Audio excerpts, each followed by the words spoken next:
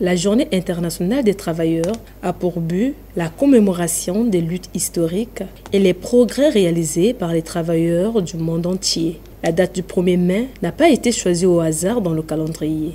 Elle fait référence à la date d'anniversaire de l'appel des syndicats ouvriers américains pour revendiquer la journée de 8 heures le 1er mai 1886.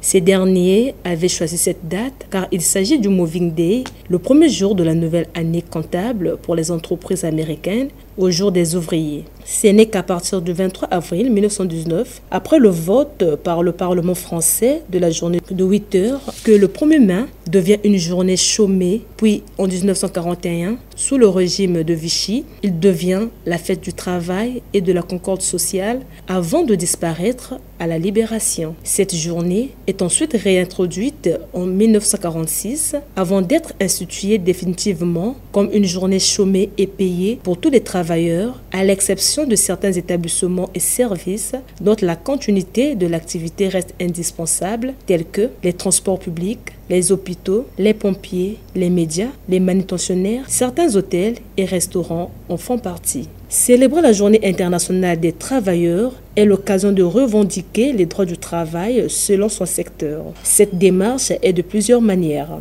Des manifestations de travailleurs organisées des syndicats, la marche des travailleurs, des conférences débats, des réunions et parfois même le défilé, surtout en cas d'avancée réalisée. Ailleurs dans le monde, le 1er mai ne rime pas non plus avec la Journée internationale des travailleurs. C'est le cas du Royaume-Uni, du Danemark, du Japon et des pays du Golfe. Le travail égale liberté. Voilà pourquoi, à aucun cas, nous pouvons mettre à part ces hommes et ces femmes qui ont des activités personnelles rémunérantes, mais plutôt profond respect et considération à eux, car de nos jours, être embauché devient parfois difficile. La Journée internationale des travailleurs est une opportunité de réflexion pour certains décideurs, chefs d'administration, chefs d'entreprise, sur comment bâtir des nouvelles stratégies du travail pour le compte de leur boîte et des travailleurs pour un développement plus durable. Parce que le 1er mai est une journée sociale, offrir un cadeau à un collègue pour le souhaiter l'exploit et le bonheur est une bonne chose à faire.